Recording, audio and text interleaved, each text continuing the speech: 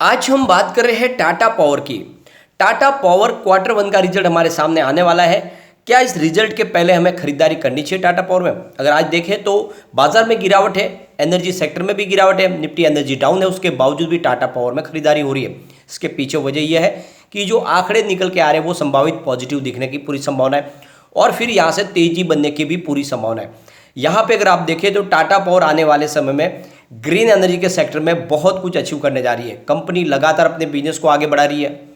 Tata power EV charging sector में भी बहुत तेजी से ग्रो कर रही है, लगातार नए बिजनेस टाइप हो रहे हैं। उस हिसाब से देखें तो टाटा पावर में यही मौका खरीदारी का। अगर आप पिछला इतिहास देखेंगे टाटा पावर का तो जब स्टॉक में दौड़ना शुरू करता है तो स्टॉक रुकता नहीं है, इसलिए यहाँ पे आपको इस समय खरीदारी करनी चाहिए। वाकई में बहुत सारी बातें जो इस वीडियो के माध्यम से डिस्कस करेंगे।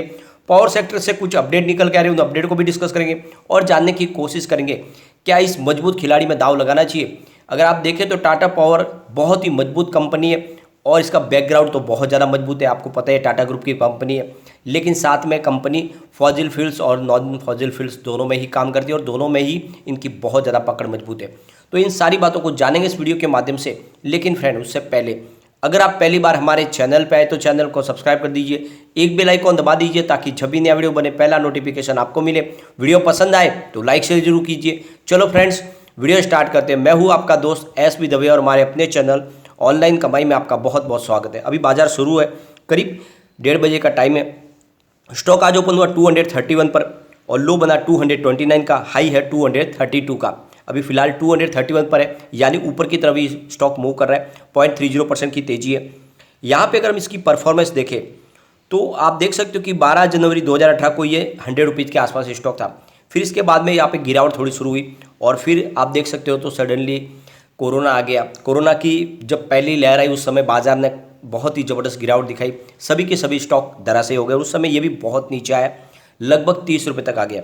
लेकिन जब बाजार ने रिकवरी दिखाई तो ये सबसे पहले दौड़ा और बहुत ही ज़बरदस्त, यानी लगभग आप देख सकते हो कि 15 से 18 महीनों के अंदर स्टॉक 30 रुपये से 300 तक का सफ़र तय कर लिया। बहुत ही ज़बरदस्त रिटर्न दिया और इसके बाद में करेक्शन भी आया। 200 से एक बार नीचे गया, वापस देखो तो ऊपर की तरफ मूव करना शुरू हो गया। लगता है इस बार जल्दी ही नई हाई बन जाएगी, तो यही मौका है, खरीदारी की जा सकती है। यहाँ पे आप देख सकते हैं 118 इसका 52 वीक का लो है, 298 52 वीक का हाई है। फिलहाल स्टॉक आपको 231 के आसपास मिल रहा है।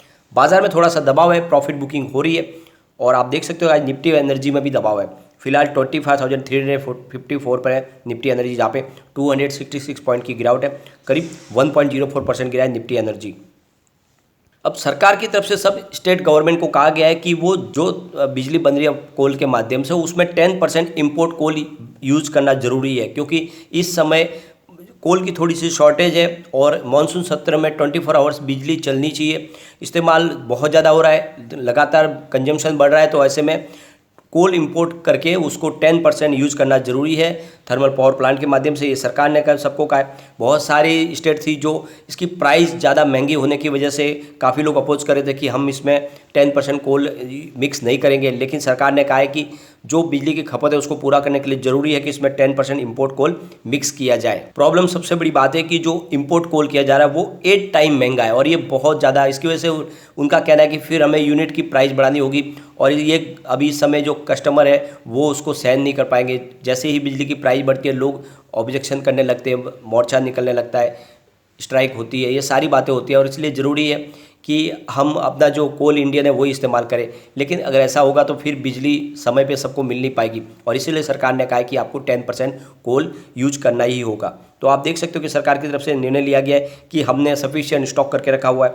सरकार का कहना है कि फ़िलहाल यहाँ पे अगर आप देखें तो जो कंबाइन स्टॉक है यानी इंपोर्ट कोल और इंडियन कोल का, वो मिला के करीब 23 मिलियन टन का फिलहाल स्टॉक है 14 जुलाई तक के ये डाटे के जो है सामने डिटेल के हिसाब से। तो आप देख सकते हो कि ये 2 वीक तक चल सकता है।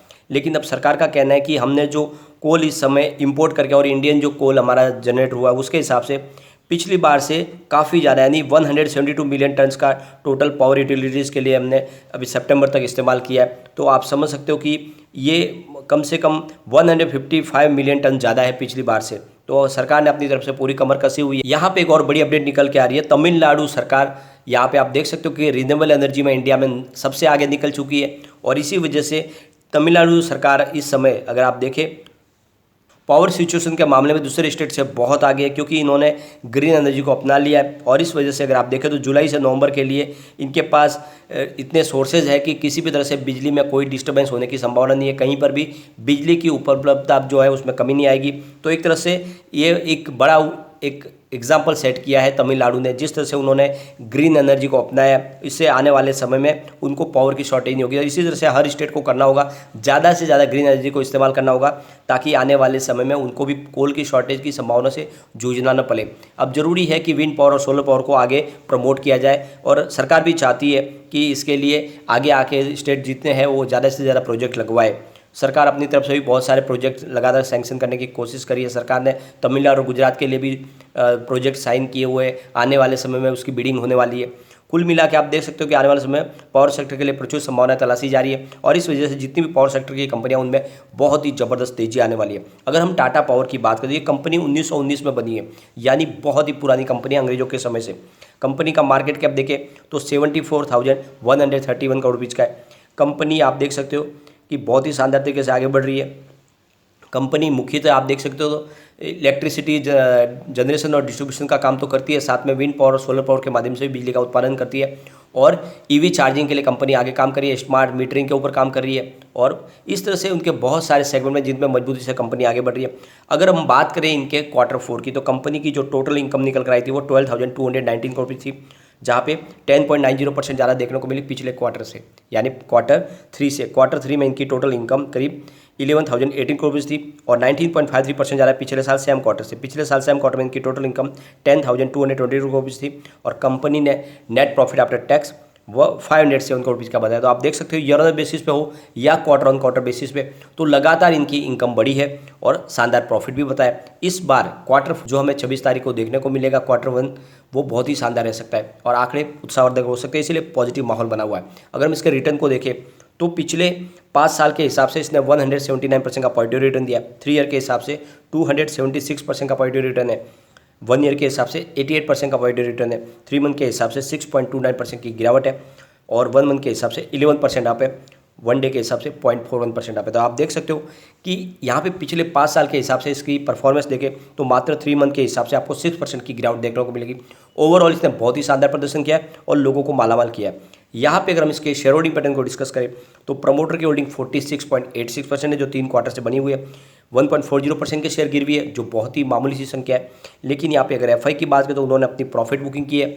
यहाँ पे 10.84% की होल्डिंग दिसंबर में थी, मार्च में घट के 10.82% में फिलहाल 10.10% की होल्डिंग है।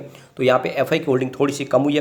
बात डीआई की करें तो 15.57% की होल्डिंग दिसंबर में थी, मार्च में उन्होंने वापस बढ़ाई होल्डिंग 15.88% कर लिया, लेकिन फिलहाल 14.69% की होल्डिंग है। तो यहाँ पे बड़े फंड हाउस की होल्डिंग भी कम हुई है, उन्होंने अपना प्रॉफिट बुकिंग किया। पिछले 1 साल में बहुत ही शानदार प्रदर्शन किया स्टॉक ने। म्यूचुअल फंड की बात करें तो 4.48% की होल्डिंग दिसंबर में थी, मार्च में 4.83 हुई, फिलहाल 3.83% की होल्डिंग है। तो म्यूचुअल फंड की भी होल्डिंग भी यहाँ पे आपको कम होती हुई दिखाई देगी। आने वाले क्वार्टर में यहाँ पे होल्डिंग फिर से बढ़ती हुई दिखाई देगी। अदर्स की बात करें तो 26.73% की होल्डिंग दिसंबर में थी, मार्च में 26.44 हुई, फिलहाल 28.35% की होल्डिंग है। तो जनरल पब्लिक की होल्डिंग बड़ी है। यहाँ पे कम्युनिटी सेंटिमेंट देखें तो स्टॉक के साथ बना हुआ है। 88% बाय की कॉल है, 12% सेल की कॉल है। इसका मतलब लोगों का अच्छा खासा रुझान स्टॉक की तरफ बना हुआ है।